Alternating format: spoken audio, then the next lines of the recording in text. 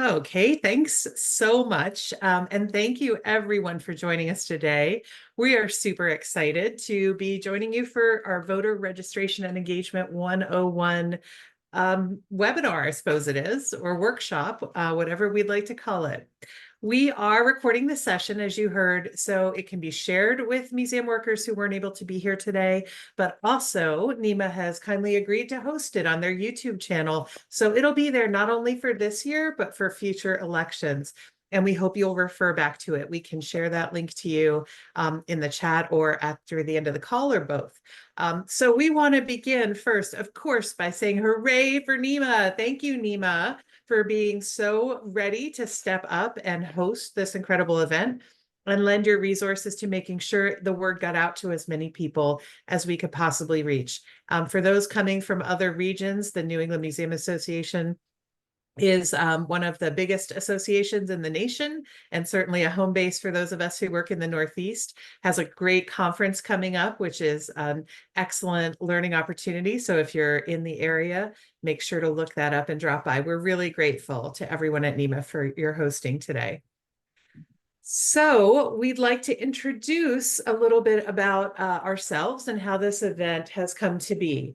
The folks on this list that you see here have been chatting for the last couple of months about how we can be of help to our field during this and future election seasons. Are we experts on elections? No. Are we election officers? No, we are not. We're simply, like you, engaged people who care about our opportunity to exercise our right to vote and to help others do the same thing. So we saw a need and we began talking and together collaborated on some resources to help mobilize you, our peers in the field, because that is how we work this democracy thing. We all do our part and step up, and each of us can make a huge impact within our own spheres of influence. So we're really happy to see this breadth and depth of participation from across the country. And I know that just speaking today is going to have a real effect out in what happens in the rest of the whole nation. So thanks for coming. I'll go over our agenda very briefly. In our time together today, we're going to explain the basic information that you'll need to know to do this work. Then we'll offer some tools and strategies for you to make it as easy as possible.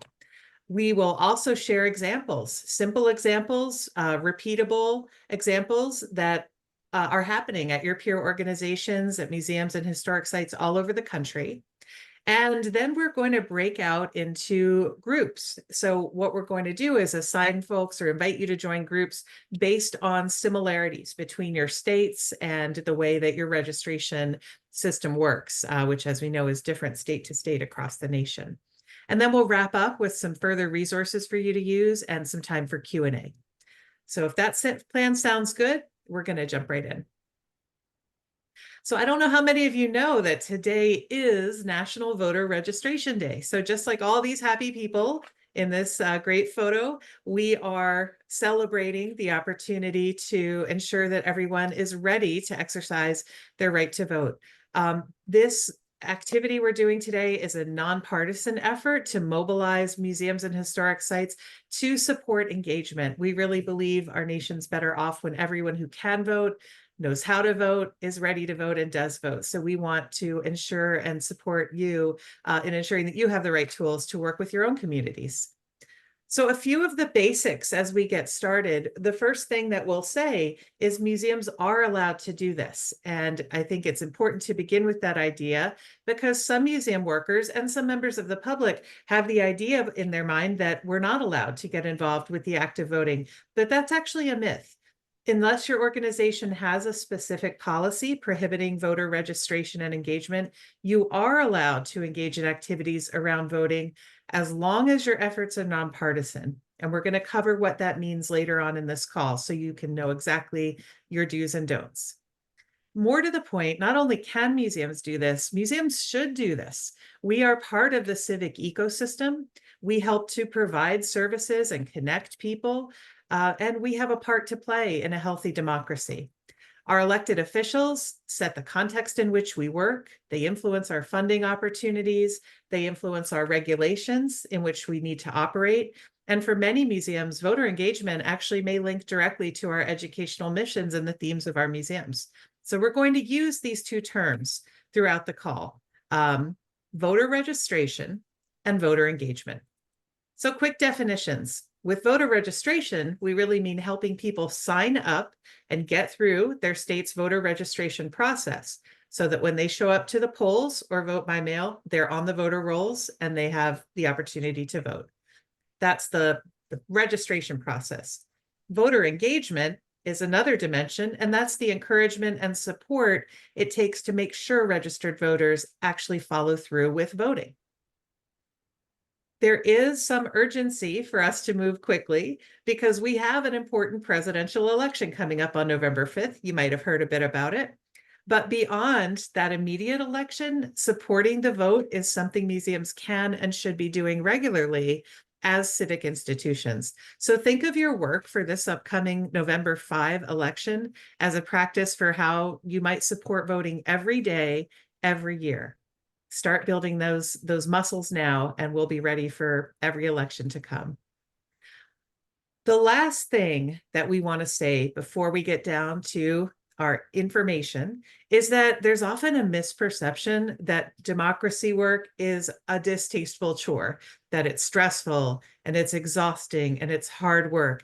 And we can tell you from personal experience that yes, occasionally it is those things, but there are many more times that it's joyful and satisfying. It feels good to support democracy.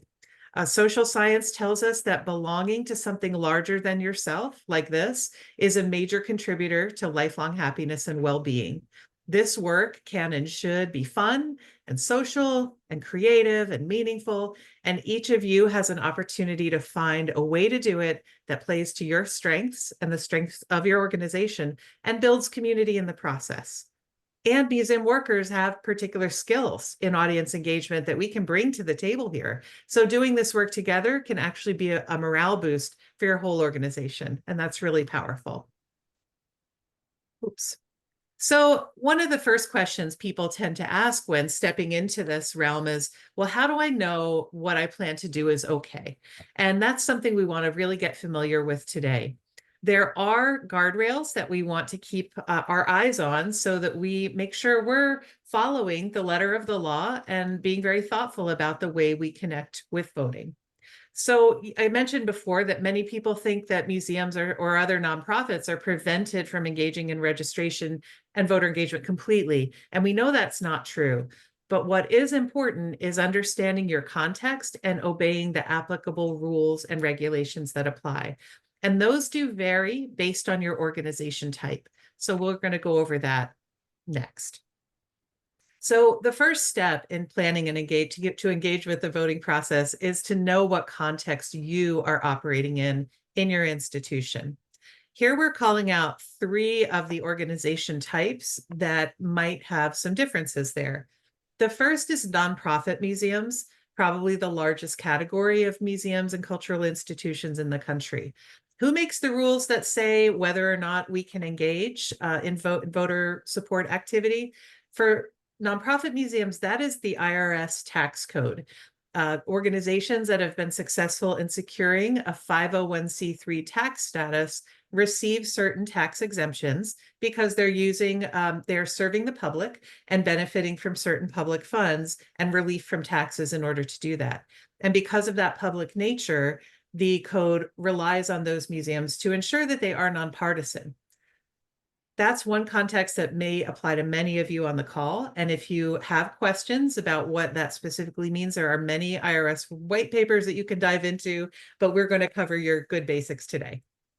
The second type of museum that you may be here representing today are government authorized museums. The rules for those vary, and they are based on where your organization is in relationship to its government authorizing agency. You may be subject to specific rules of a municipality, of a county, of a state. The State Department of State sets the operating context for all of the entities within that state. And then for federal employees, there are additional regulations such as the Hatch Act, which I'm sure if you're working for one of those organizations, you're likely familiar with. So worth reviewing those guidelines as well, and those for your particular state. And finally, museums with parent organizations. So this may apply to a university museum, a museum that's part of a larger community center. In those cases, you may be part of one of these other two entities as well, but you also may have a parent organization's incorporation structure and policies to pay attention to as well. So step one is really to understand your context and become familiar with the rules of the road for working within those. For most of these, one of the important stipulations of participating in voter registration and engagement is to be nonpartisan. But what does that mean? Very simply, it means that your museum cannot support or oppose any candidate or political party. So you can't do any of the things on this list and remain nonpartisan. It includes endorsing specific candidates or parties. It also means wearing or displaying or selling material that produced by or promotes those parties. You can't compare candidates to one another. So having a spreadsheet chart with who favors what legislation would be a nonpartisan activity. You cannot, as an organization, donate directly to those candidates or parties, give preferential treatment or access to one or the other of those parties or any of those parties in multi-party scenarios. You can't let those candidates or parties use your organization's name as a supporter. You can't express support for a partisan issue that implies support for a particular candidate or party. You also, if you're going to offer voter support, you cannot offer it to members of one party while denying it to others. And finally, we cannot offer incentives in exchange for registration or voting. There's another source here, and we will be sure these slides are available to you. Staying Nonpartisan webinar that you can review for more detail on these rules. You might want to, I should also add, going back to this, you not only can your institution not do this, but you as an employee cannot do these things while acting as a representative of your organization. So particularly at these times of year, but really always, you need to keep a firewall between your nonpartisan work activities and your partisan outside of work persona. So clearly separate the time you're spending on work versus non-work, and also the resources. For example, the use of your museum email account or your copy machine for partisan activities. If you're going to engage in doing voter support, you also need to make sure everyone on your team is clear about what it means to be nonpartisan so that no one accidentally runs afoul of these rules. And if you think there's someone on your team who's just too passionate about this election or any other to remain nonpartisan while working with the public, they're probably not the best person to engage directly in this work. So be thoughtful about that. Today, we're talking specifically about elections and voter support. The rules get a little bit more complicated if your 501c3 is doing advocacy around political issues. You can do that if it's mission related. For example, a housing museum can raise questions of policy that surrounds housing, but you need to be careful about how you do it.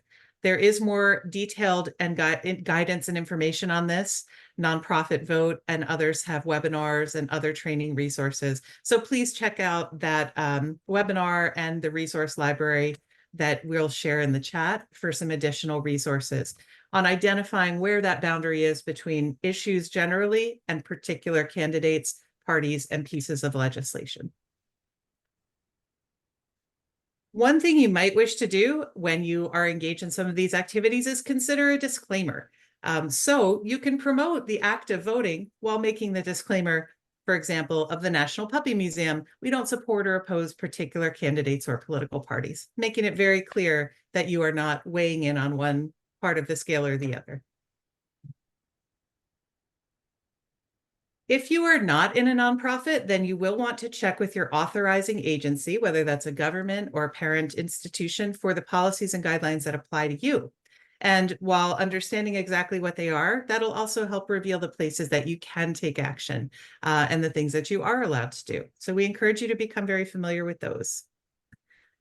As you're doing this work, we want to advise you to take care of yourself. We really want to be sure that everyone emerges from this election season and every other with a strong institution and feeling good about the way that you participated.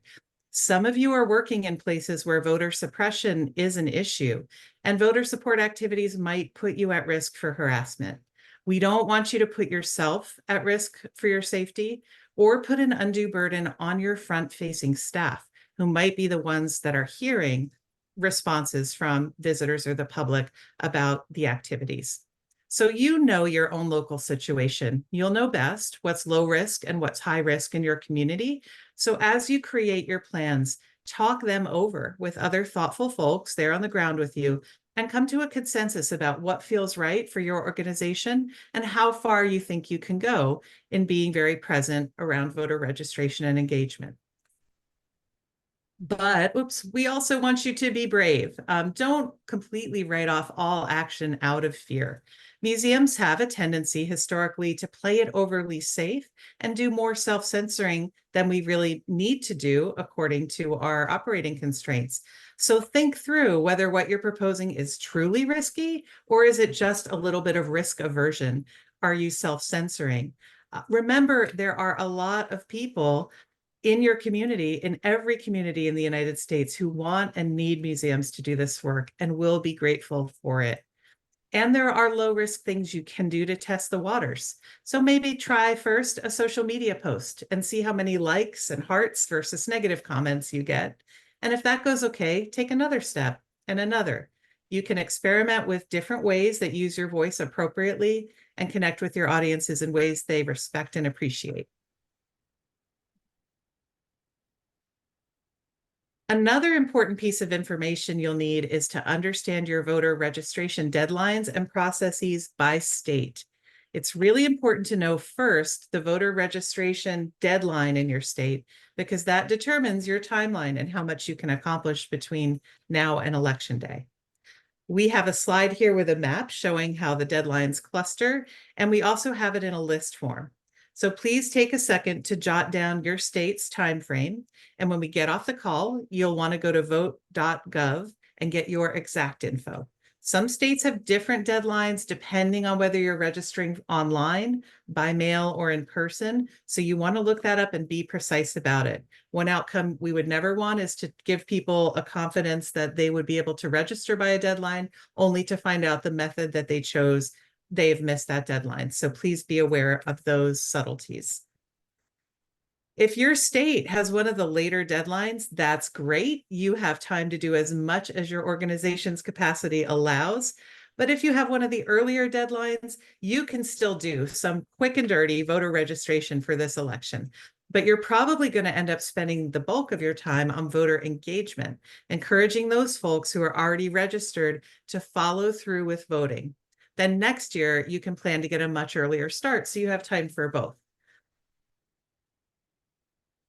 So here are the clusters of voter registration deadlines. Jot down the one that applies to your state, and we'll be coming back to this content in our breakout groups.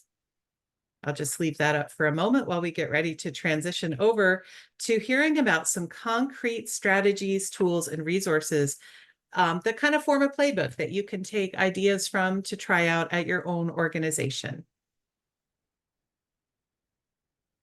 So moving along, and here we go. I'm going to introduce our colleague, Rainey Tisdale, who will be covering everything you ever wanted to know about creative ideas museums are using to participate in this work. Hi, y'all. I'm Rainey. I'm joining you from Maine, and I'm so excited we're doing this work together. And so I'm going to just take you through some strategies, and we're going to start with the quickest and easiest ones, and then we'll move on to some that take a little bit more bandwidth. And so the first strategy is making sure you take care of your own team first. And that's encouraging everyone at your museum, board, staff, volunteers, to register, making sure they have all the resources we're sharing on this call with you today. And vote.gov is really the best place to check your registration and then figure out how to register in your state. That's a site run by the federal government, and it's considered to be the most up-to-date and accurate around.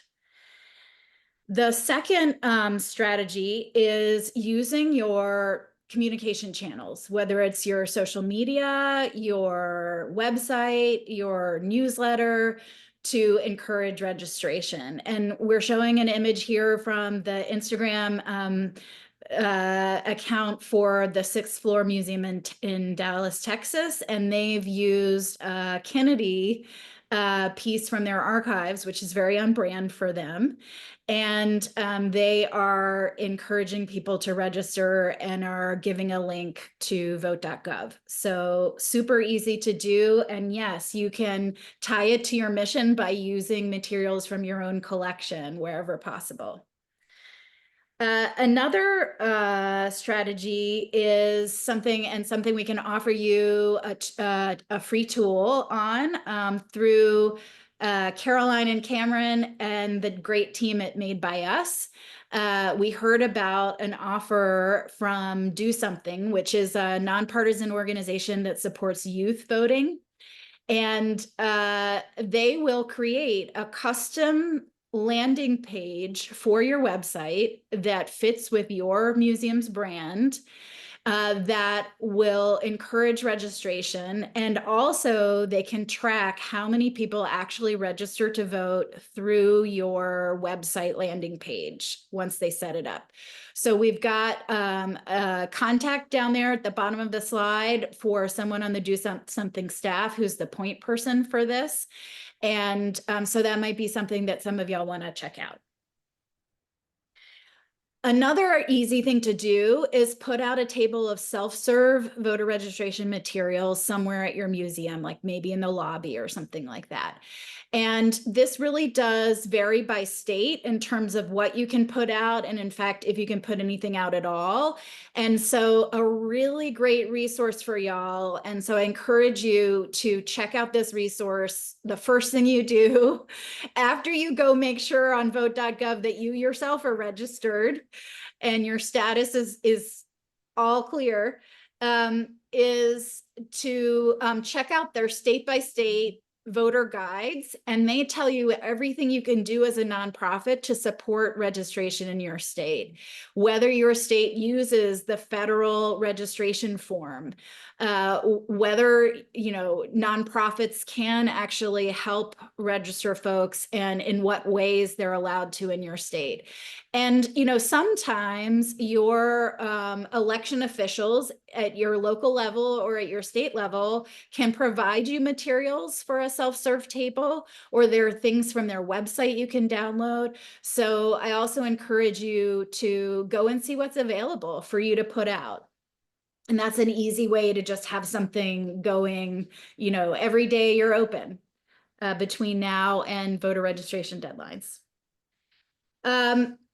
Another strategy is to actually have live people helping with the registration process. And again, this varies by state, whether that's possible or not. And so do check your state voter guide that Nonprofit Vote has created. But a really easy way to do this is to contact your local League of Women Voters chapter. They have chapters all over the country. They are a trusted nonpartisan organization that helps people register to vote all over the United States. And they're really the grandmother of voter registration support. They've been around for something like 100 years. And so it's very possible that if you call them up, they can send some of their volunteers to staff a registration table at your museum. This is particularly good for times when you have peak visitation, right? Or maybe in an event where you're going to have lots of people.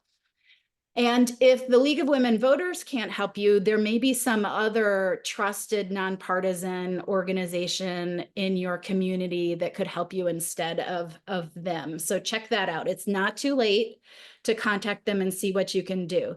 And this is Preservation Long Island, and they worked with their League of Women Voters chapter and organized several tabling events for the voting season. Okay, great. And sometimes you can even get your local or state election officials to do a partnership with your museum. This is from San Bernardino County Museum in California. And so they partnered with their registrar of voters to provide resources at the museum. And so that might be a connection to make now. And if they're too swamped for this election, you can certainly build that relationship for coming elections in the future. And then lastly, if you can't find anyone who's already really good at registering people, then you can do your own registration tabling with your staff. And so again, you really want to make sure you look at the state voter guide and understand what you can and can't do. And because it can be complicated in some states. So for example, there are some states where you cannot help someone fill out their voter registration. The person has to do it themselves. And then there are also specific rules about whether you're allowed to collect the forms and hand them in for people, or whether they have to turn them in themselves. So that's the kind of stuff you need to know. And you might be able to find an online webinar that's specifically for your state, offered either by your state's election officials or by a trusted nonpartisan organization. So look for those trainings. You really want to make sure if you're doing this, and many of you can, so I'm not trying to say this is super, super, super hard, because many of you can, but you want to make sure you're trained. Everyone who's doing it is trained. So those are fairly easy things to do. Somebody's asking in, can the link on this, oh, yep, and Braden took care of it. Okay, we're dropping links in the chat. And also we will have these links on the slides that will be in the recording of this for NEMA. So you will have resources to check on that. And we will have one key resource slide with the most important links during wrap up. And that will have a lot of them in the same place. So also look for that. Okay, and then if you have a little more time and bandwidth, we want you to think about other bigger things you could do. And so another possibility is actually organizing an initiative at your museum that has a lot more presence and can really, sort of like take it to the next level in your community. And so some examples of what that might be: an exhibit about voting that's scheduled for election season. And we're showing a slide here. Smithsonian's Main Streets program is actually traveling an exhibit called Voices and Votes, and it's been making its way around the country. This is an image from the Matheson History Museum in Florida that hosted this traveling exhibit. And it was an opportunity for the various sites that hosted this exhibit to organize programming around the exhibition, so that there was just a whole suite of things they were offering to their community members to get engaged with voting. And so consider something like that. You probably don't have time for November, although if you can pull something off, we would love to see it. But think about the midterm elections in 2026, might be something to shoot for there. And another kind of initiative you could do is a coalition. And here's a great example. The University of Michigan Museum of Art led an effort this year with 10 university art museums, particularly focused on getting out the vote and supporting voter registration with college students, which is an underrepresented voting demographic. And so they organized all sorts of events and resources on their campuses at the university art museums. And so who could you collaborate with that might really, sort of raise the profile and share resources around something like this? Great. And Nonprofit Vote has lots of resources to help you with this stuff.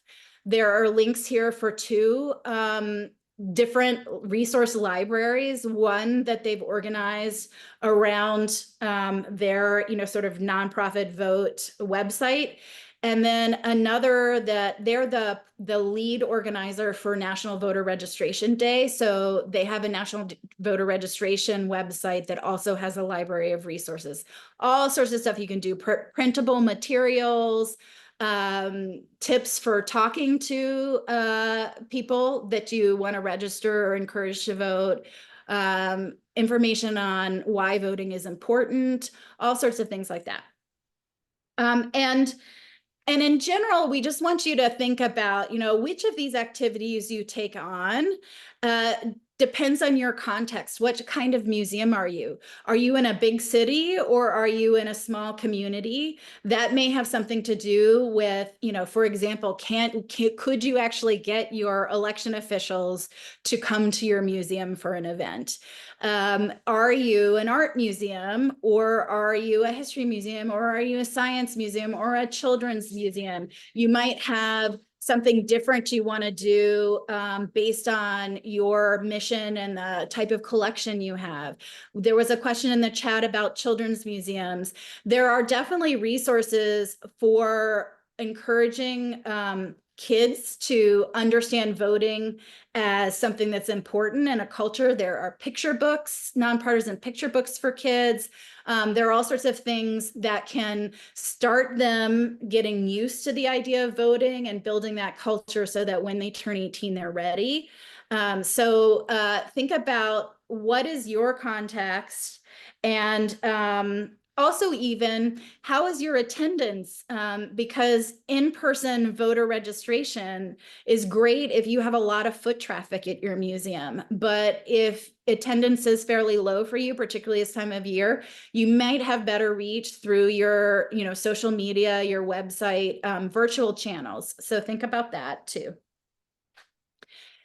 And next, we want to move on and cover some voter engagement resources and strategies. And so again, this is very much aligned with voter registration, but some of you states, you'll hit your voter registration deadline and you need to switch over to voter engagement.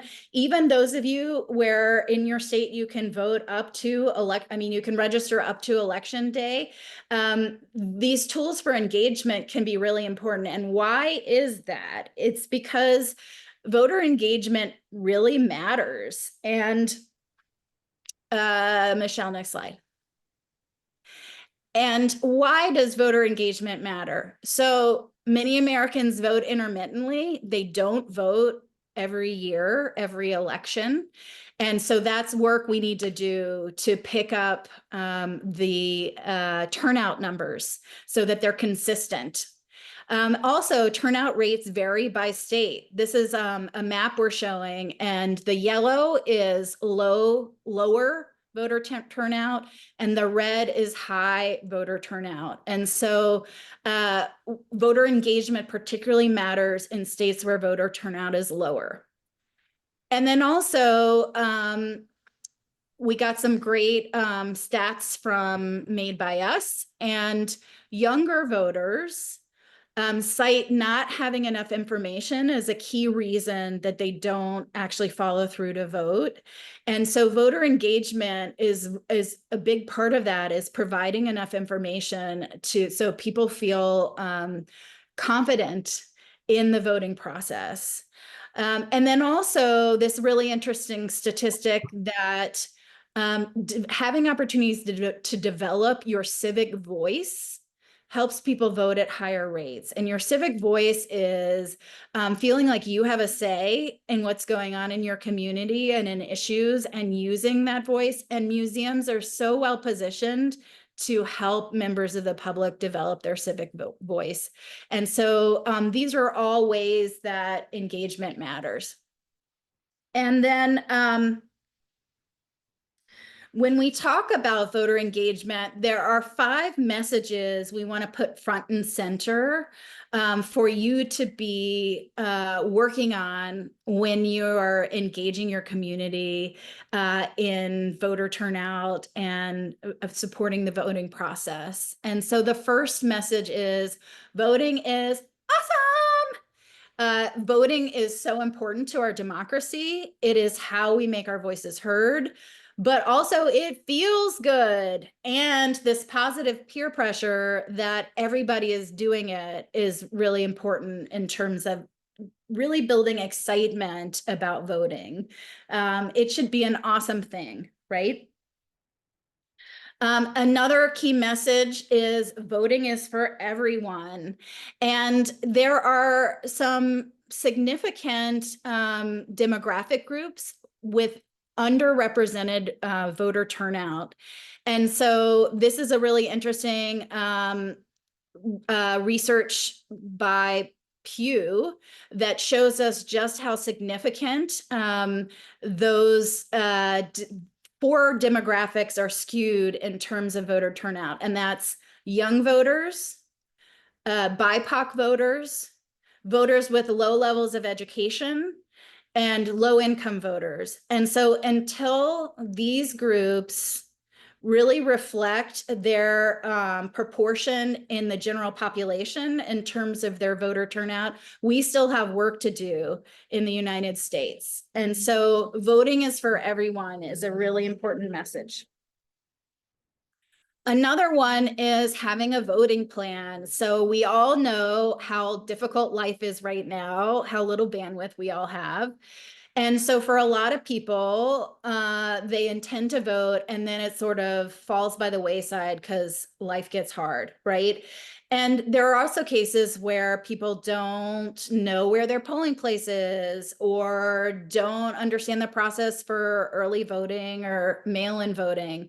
And so having a plan for how, when, where, and for whom you're going to vote is really essential. And here the League of Women Voters comes through for us again. They have a section of their website on making your voting plan, and it takes you through how to do that and make sure you've got everything set and you can vote with confidence.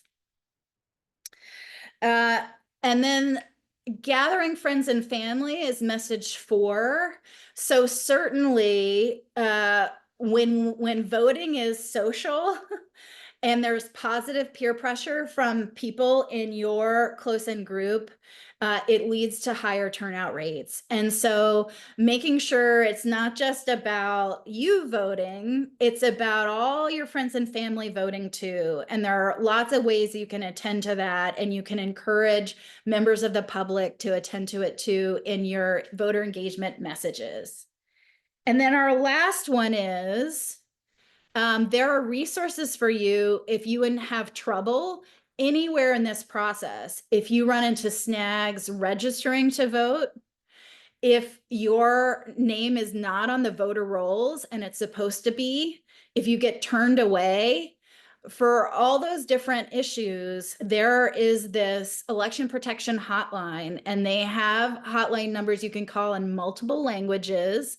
And this is organized by a coalition of nonpartisan organizations to protect elections in the United States. And so you can share this with folks in your community and make sure that everyone who wants to vote and is eligible to vote has that opportunity.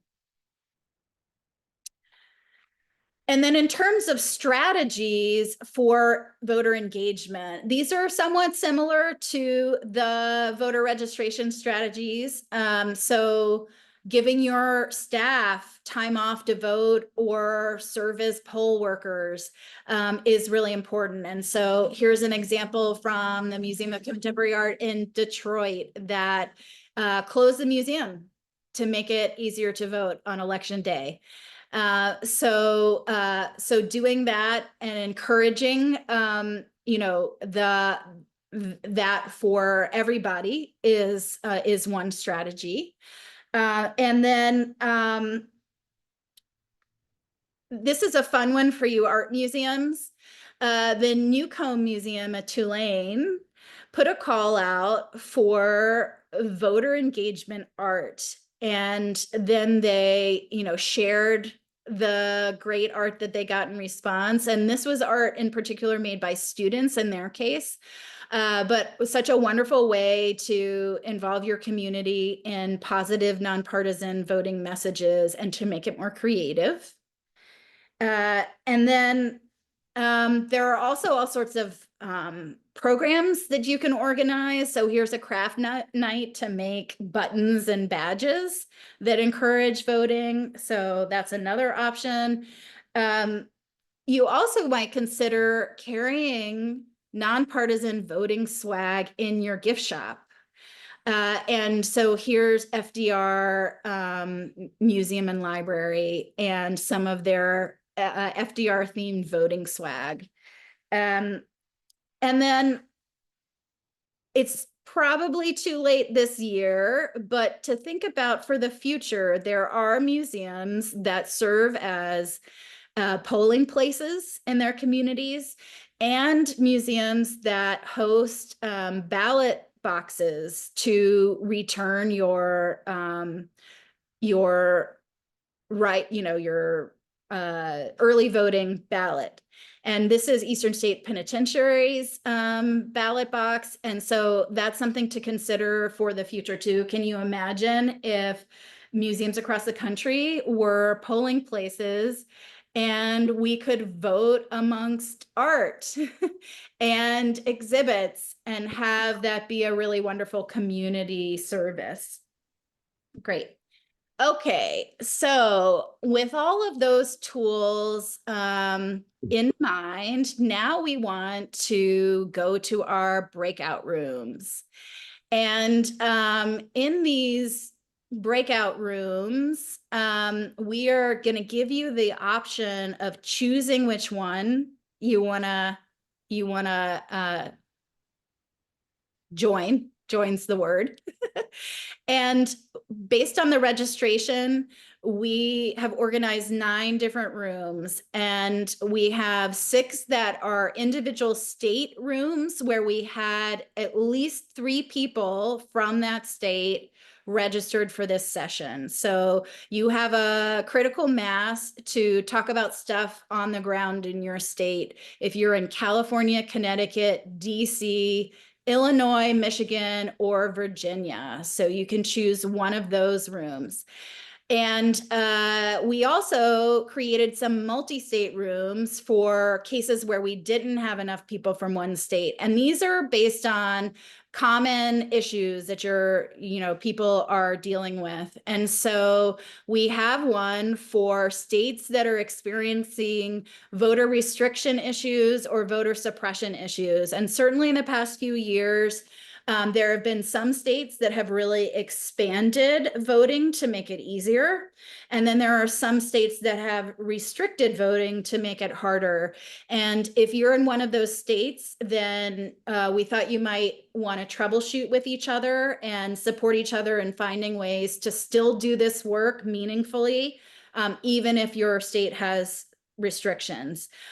We also have a group for states with October registration deadlines. Since your deadlines are coming up fairly soon, that affects what what kinds of activities you probably want to take on. And so we've got that room.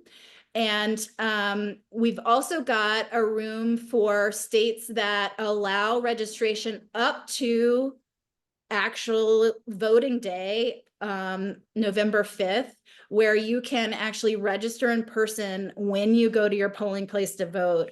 And so y'all, we're hoping, because it's quite easy in your states, that you could maybe think about, okay, well, how do we kick this up a notch and really jam on the voter engagement that we're doing and the voter registration support? So these multi-state rooms will be facilitated. Braden Painter and Jennifer Ortiz will facilitate room 7 about voter restriction and suppression issues. Michelle Moon will facilitate room 8 with, you know, the October deadlines. And Caroline Klibanoff will facilitate room 9 with November 5th deadlines. And so choose your room, and then hopefully that gave you enough time to jot it down. And so our next slide is just some questions for you to consider in your room. And you know, which category you're in may affect what you concentrate on. But we want you to talk about what activities feel doable for you in the next few months. Also, do you have any challenges that, you know, the rest of your breakout room could help you with? Are there ways you could collaborate together? And then lastly, do you want to schedule a follow-up call with folks from your breakout room so you can support each other and offer some gentle accountability? I know it's always easier for me to make sure I actually do things if I've got somebody I you know, am going to see and I need to report progress, right? So I think with that, Nima, are we ready for the groups? Yeah, so breakout rooms are open. If you're not seeing it on that bottom banner where it says, you know, mute video, if you click the 3 dots, the more, there should be like a breakout room button, and that's where you'll see all 9 listed. So so if you're having trouble being able to select one, let me know or let somebody on the team know and we can assign you one. But otherwise, the breakout rooms are all open. So just feel free to join. And I can see folks are populating them. So that's great.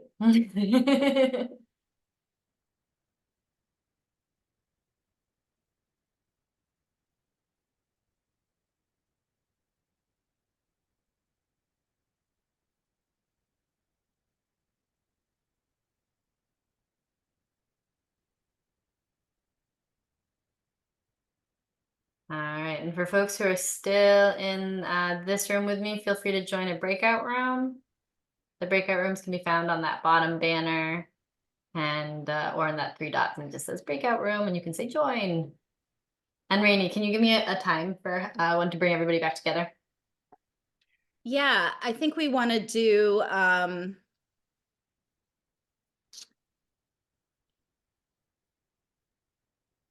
20 minutes is 3:20, is that right? It's actually more like 3:10 or 4:10. 4:10. We're a little early. So we Yeah. do 20 minutes and then a 5-minute warning. So it'd be like 4:15 and bring everybody back. Yeah, 5-minute warning at 4:15 and bring people back at 4:20. Okay, great. Okay, cool. All right, for those of you that are still in the room, feel free to join a breakout room. Or if you're having any troubles, just send us a message and we can assign you one. I know sometimes when we're off camera, it's confusing to get back into the breakout land.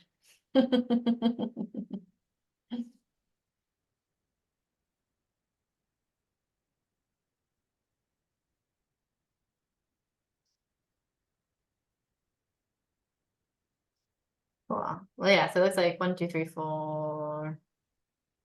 We have like 5 folks who haven't selected a room yet. That's okay, Rashana. Yes, happy to put you in there. Also, hi, nice to see you. Irish. Okay. Rainey, we have 2 states with only 2 people, or 1 state now with 2 people. Would you want to join Illinois? Yeah, I can join Illinois.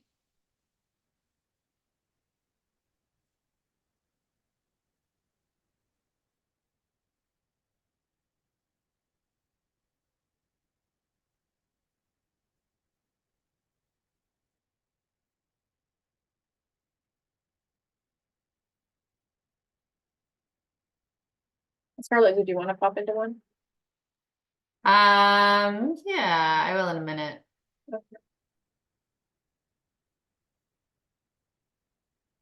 It's interesting, Connecticut.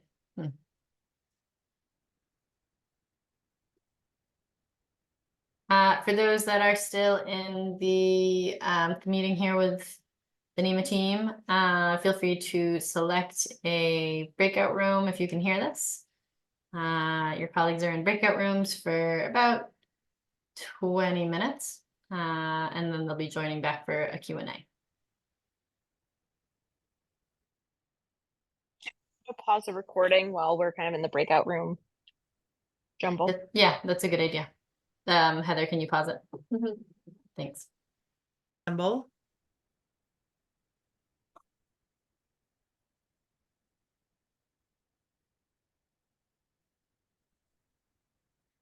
Good to see y'all. So we're going to do a little wrap up. And the first thing we're going to do for that wrap up is talk about takeaways from our rooms. And so feel free to any meaningful takeaways or ideas that you had in your breakout room. Feel free to drop those in the chat. And while people are reporting in on their takeaways, I'm going to ask our facilitators if there's anything they want to report about their conversations. Michelle. I will jump in. We had a great lively group with lots of interesting ideas and situations.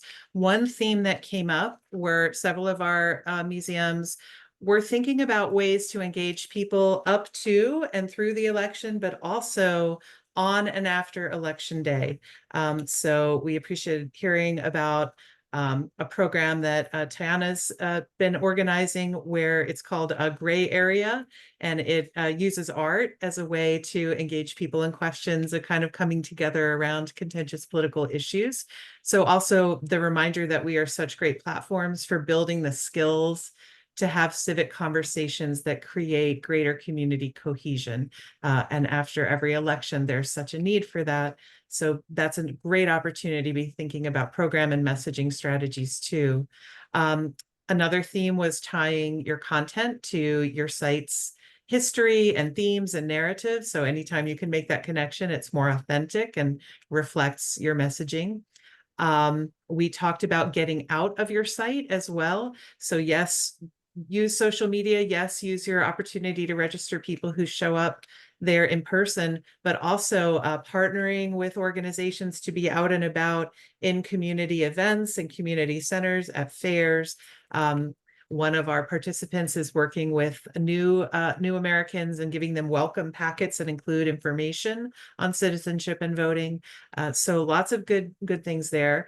And then one other interesting situation had to do with a museum whose offices are at a polling place in a public building, but the polling place is closing and moving. So as we know, this can be a real disruption in voting habits when the place you voted for 50 years suddenly is no longer the place you voted. And how can we be involved in helping to troubleshoot, get the message out ahead of time, and make sure people know not only what voting day is and that they're registered, but where they're going and how they're going to get there. Anything else from my group? Great discussion. Braden and Jen and Caroline, do you have anything you want to report as takeaways from your group?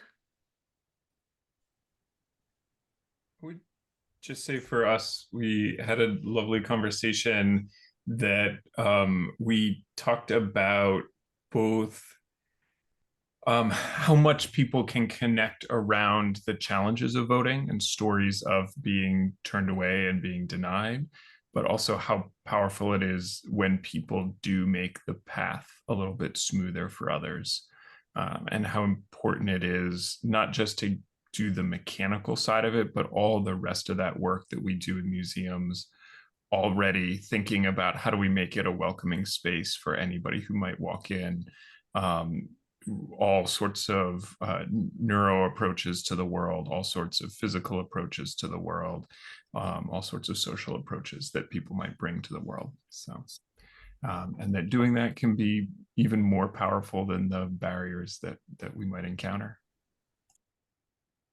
Great. Lovely. Thanks, y'all. Okay. From that debrief on the breakout rooms, and hopefully y'all made some connections with people who are passionate about this, that you can draw on to make a network. We want to share, I promised we would have this resource page with the biggest links all in one place, so you could screenshot that. I'll give you a minute to do that. Of course, you'll get the slides also. Yeah, we'll have the slides available as well. And I want to note this one at the bottom, made by us, and every museum, a civic museum, have created this living Google Doc of election resources. And so we will drop stuff from this workshop into that doc, and you will have all sorts of resources there that you can turn to not only this year, but next year and the year after and the year after. And then we've got your short-term call to action, which is whatever you can do is better than nothing. So just go, go, go, and know that there's a network of us who are behind you, and we are all pushing forward to make museums a really key part of the voting process. And so start now, and whatever you can manage is great practice for continuing this work in the future. And your long-term call to action is to think about some things you can do that will set you up for stronger participation in this in 2025 and 2026. So add it to your work plan for the year, sign up with Nonprofit Vote so you can get networked with them for National Voter Registration Day and for everything else they do to support nonprofits in this work. Get connected to your local League of Women Voters chapter so you've got a strong relationship for partnering in the future. Investigate what you've got in your collection that you can draw on for this work and make it more mission driven. Plan some evergreen content. We know you're all strapped. So if you can create some things that you can use year after year in election season, you've got a system in place, that would be great. Also, you can add voter registration tabling to your big events on if you're doing a family day, do voter registration. You can do that all year long. Sign up to be a polling place and think about 2026 midterm. What can you plan if you've got 2 years to work on it? And so those are some long-term actions for you. And the last thing I want to say is that we are hoping to organize, our little group is hoping to organize a follow-up workshop about issues around the results of the presidential election, and doing some scenario planning. Most of us were involved in this effort to do scenario planning for museums around the 2020 election. And so we want to draw on those resources and have another one so we can all plan how museums can support democracy and making sure every vote is counted and that the results of the election stand. That's really important democracy work that we can do as civic institutions. And so wanting to resource y'all for that as well. And so we've got a little time for Q&A. If there are any questions or comments people want to put on the table, we're here for them. What you got?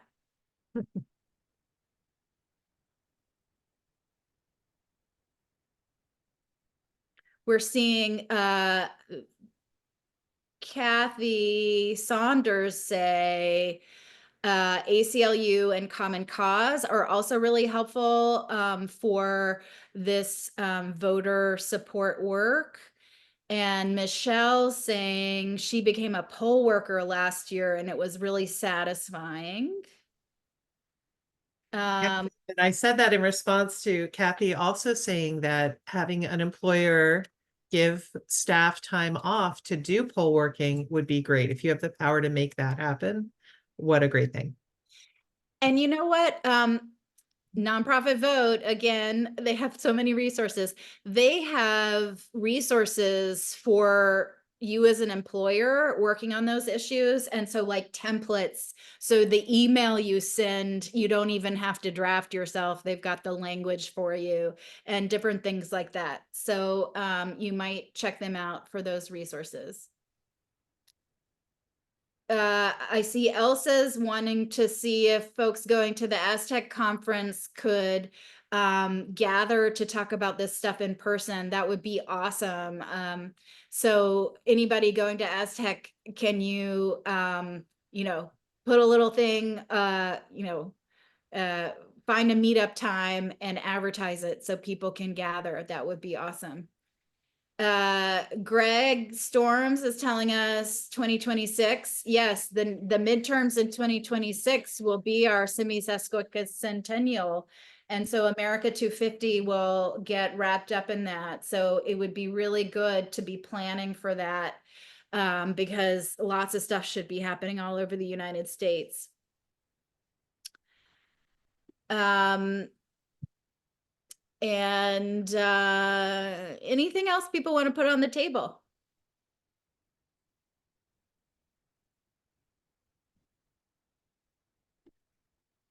Love that you're gathering us.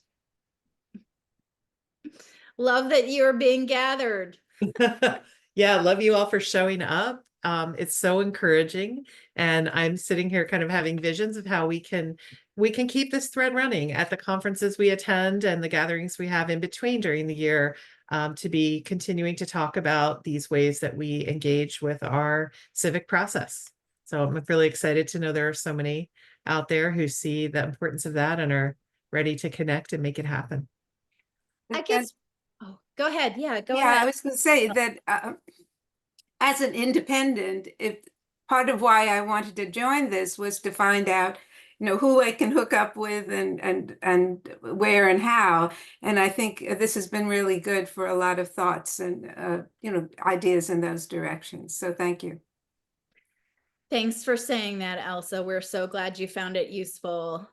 Another thing I will put out an ask for our group. This workshop for scenario planning around the election results.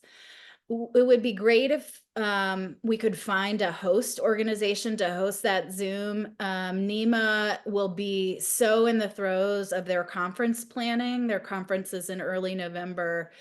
It actually starts the day after the election. And so they can't host that workshop. So please reach out to us if you've got the capabilities for hosting a big thing and would be willing to do that. When do you think that will be? Did you say that and I missed it? We do not have a date yet because this is all Seat of the pants. seat of the pants, right? We could, yeah, we will publicize it through our networks and LinkedIn like we did this time. Yeah. Date dependent, Nima could co-host. Yeah, it's just, I was just thinking about just depending upon the day, probably not the week prior to conference, please don't do that. But if it was like a couple weeks before conference, that would be great. Stay tuned. Yeah. Thank you. Okay, I think that's everything then. Okay, our foot soldiers for democracy. Thank you, Nima. Thank you, everyone who came together to make it happen. And thanks to you all for attending, and off we go. Thanks, everybody. Thanks. Woo woo!